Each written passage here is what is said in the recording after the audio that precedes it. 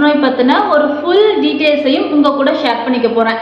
அவேர்னஸ்ன்னு சொன்ன உடனே ஸ்கிப் பண்ணிட்டு போயிடாதீங்க. வீடியோவை பாருங்கள், கண்டிப்பாக யூஸ்ஃபுல்லாக இருக்கும். யாராவது ஒருத்தருக்கு இந்த வீடியோ யூஸ்ஃபுல்லாக இருந்ததுன்னா அவங்களுக்கு கூட ஷேர் பண்ணி விடுங்க. ஸோ பிரஸ்ட் கேன்சர் பிரிவில் நான் ஒரு 4 to 5 years வேலை செஞ்சுருக்கேன். பர்டிகுலரி ஒரு நாளைக்கு 50லேருந்து 100 பேஷண்ட் ஹேண்டில் பண்ணியிருக்கோம். பல பெண்கள் வலியோடு வருவாங்க. செக் பண்ணி பார்த்தா அவங்களுக்கு இருக்கிறது நார்மல் கட்டியாக இருக்கும். பல பெண்களுக்கு வருஷக்கணக்கில் கட்டி இருக்கும், வலி இல்லைன்ட்டு அப்படியே விட்டுருப்பாங்க, அது கேன்சர் கட்டியாக மாறி இருக்கும். அதனால மார்பக புற்றுநோய் வருது அப்படின்னா அதை முன்னாடியே தெரிஞ்சுக்கிட்டு அதுக்கேற்ற மாதிரி நம்ம மாற்றிக்கிட்டோம் அப்படின்னா இதெல்லாம் வராமல் தவிர்த்துக்கலாம். சரி, இப்போ யார் யாருக்கெல்லாம் மார்பக புற்றுநோய் வரும் அப்படின்னா யாருக்கு வேணா வரும். 30 வயதை தாண்டின பெண்களில் பலருக்கும் மார்பக புற்றுநோய் வர்றதா சர்வே சொல்லுது. சரி, இதுக்கு என்ன காரணம்? First genetics. உங்களோட அம்மா, பாட்டி இல்லை பெரியம்மான்னு சொல்லிட்டு ரத்த பந்தங்கள் யாராவது இதுக்கு முன்னாடி மார்பக புற்றுநோயினாலேயோ இல்லை வேற புற்றுநோய்களாலேயோ இறந்து போயிருந்தாங்க அப்படின்னா இல்லை அவர்களுக்கு வந்திருந்ததுன்னா உங்களுக்கு வரதுக்கான வாய்ப்புகள் ரொம்ப அதிகம். இரண்டாவது, உடற்பயிற்சி இல்லாமல் இருக்கிறது. ஸோ முன்னாடியெல்லாம் வீட்டு வேலைகளை பெண்கள் அதிக அளவு செஞ்சதுனால இயல்பாகவே நம்மளுக்கு உடல் உழைப்பு இருந்தது. ஆனால் இப்போ அதிகமாக வீட்டு வேலைகளை நம்ம குறைச்சிக்கிட்டு மிஷின்ஸ் மூலமாக வேலைகள் செய்கிறதுனால உடல் உழைப்பு குறைஞ்சிருக்கு. ஸோ உடல் உழைப்பு இல்லை அப்படின்னா அது பெண்களுக்கு மார்பக புற்றுநோய் வரத்துக்கு ஒரு காரணமாக இருக்கும். மூணாவது, அழகு கெட்டுடுன்னு சொல்லி தாய்ப்பால் கொடுக்கறத ஸ்கிப் பண்ணுறதுனாலையும் கண்டிப்பாக மார்பக புற்றுநோய் வரத்துக்கான பாசிபிலிட்டிஸ் அதிகமாக இருக்குது. நாலாவது, எந்த காரணமும் தேவையில்லை, நோய் வர்றதுக்கு காரணங்களே தேவையில்லை. இன்னைக்கு நம்மளுடைய வாழ்வியல் முறையும் உணவியல் முறையும் நிறையவே மாறிடுச்சு. அப்படிங்கிறதுனால நிறைய பெண்களுக்கு மார்பக புற்றுநோய் வருது. சரி, இது வராம தவிர்க்க என்ன செய்யலாம்? ஆப்வியஸ்லி உடற்பயிற்சி செய்யறது.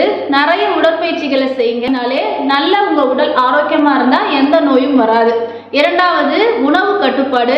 நிறைய ஜங்க் ஃபுட்ஸ் எடுத்துக்காதீங்க. வெளியில இருக்கிற ஃபுட்ஸை எடுத்துக்கிறது மூலமா உடல்ல மாற்றங்கள் ஏற்படும், அதனாலையும் வரத்துக்கு வாய்ப்புகள் உண்டு. அடுத்து, டைமுக்கு தாய்ப்பாலை கொடுங்க. தாய்ப்பாலை கொடுக்கறது மூலமா உங்க அழகு இன்னும் அதிகரிச்சு உங்க மார்பகங்கள் பழைய நிலைக்கு வருமே தவிர எந்த விதத்திலையும் தாய்ப்பால் கொடுக்கறதுனால உங்க அழகு கெட்டு போகாது. ஸோ தாய்ப்பால் கொடுங்க.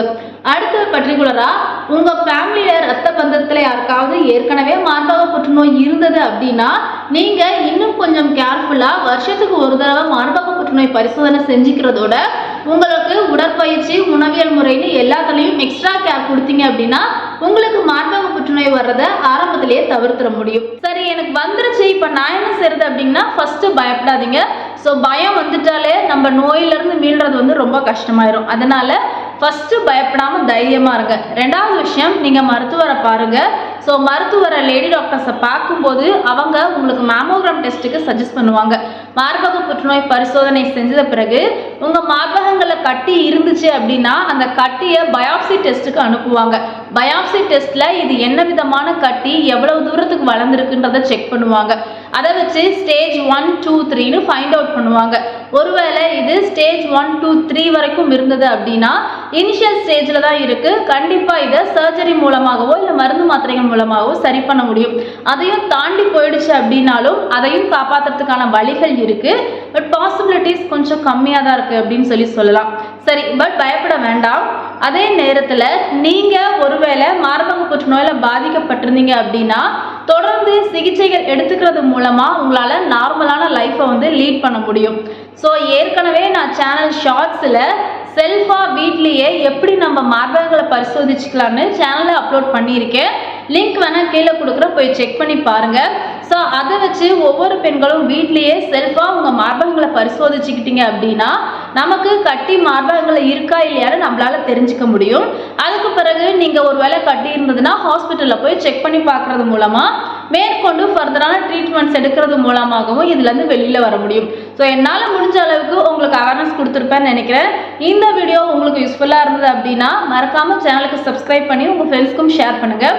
வேற ஒரு நல்ல வீடியோவில் நான் உங்களை சந்திக்கிறேன். அதுவரை இணைந்திருங்க தீப்தியோடு.